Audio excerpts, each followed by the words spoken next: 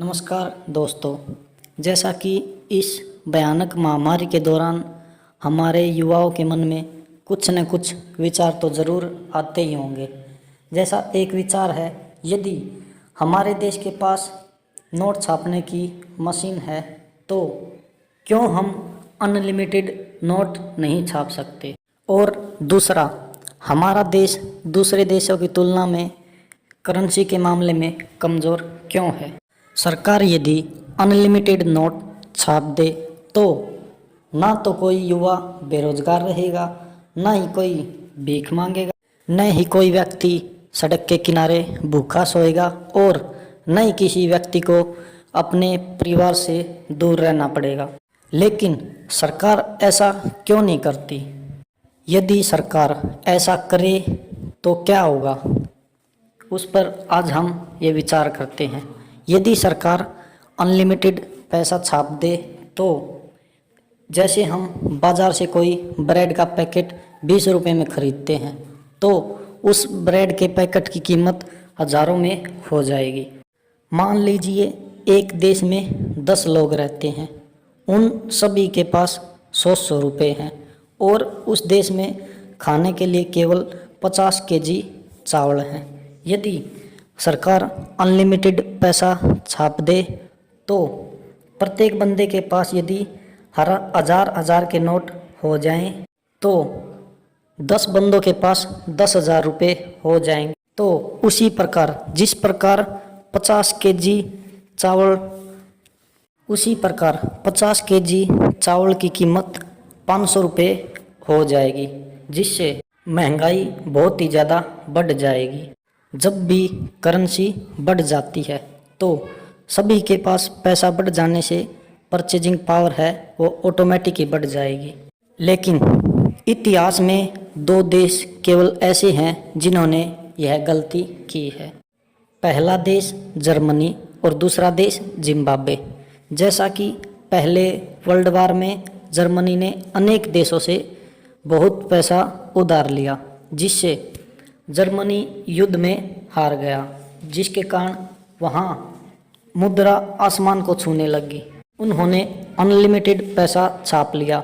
उन्होंने यह सोचा कि यदि हम अनलिमिटेड पैसा छाप लेंगे तो हम सभी देशों का पैसा आसानी से उतार देंगे। लेकिन ऐसा करने से वहाँ की मुद्रा की कीमत केवल शून्य के बराबर हो गई। ऐसी ही दोबारा गलती जिम्बाब्वे ने की।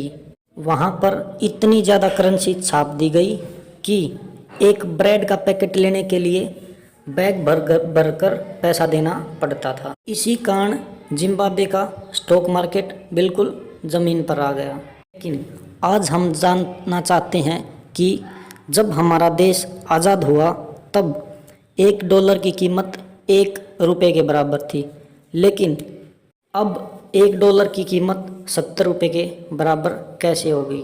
आज हम यह जानने की कोशिश करेंगे।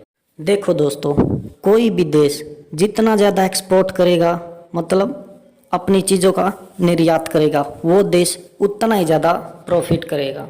हमारा देश ज़्यादातर दूसरे देशों से इंपोर्ट करता है, न कि एक्सपोर्ट।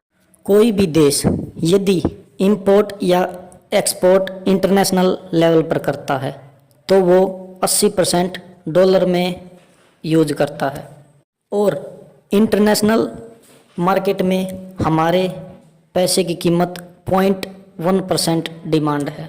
लेकिन एक समय ऐसा था 1917 जिसमें $1 की कीमत रुपये के मामले बहुत ज़्यादा पीछे था। 1914 में $1 $13 के बराबर था, क्योंकि उस टाइम पर हम अपने देश की बनाई हुई चीज़ें खरीदते थे और पहनते थे और न ही दूसरे देशों के बारे में इतना जानकारी थी और न ही बाहरी चीज़ों का ज़्यादा यूज करते थे। लेकिन यदि हम आज भी पहले की तरह अपने देश की बनाई हुई चीज़ों का यूज करें और सबसे पहले चाइना की बनाई हुई चीज़ों का बहिष्कार करें तो फिर आज हमारा देश पहले की तरह मजबूत स्थिति में होगा।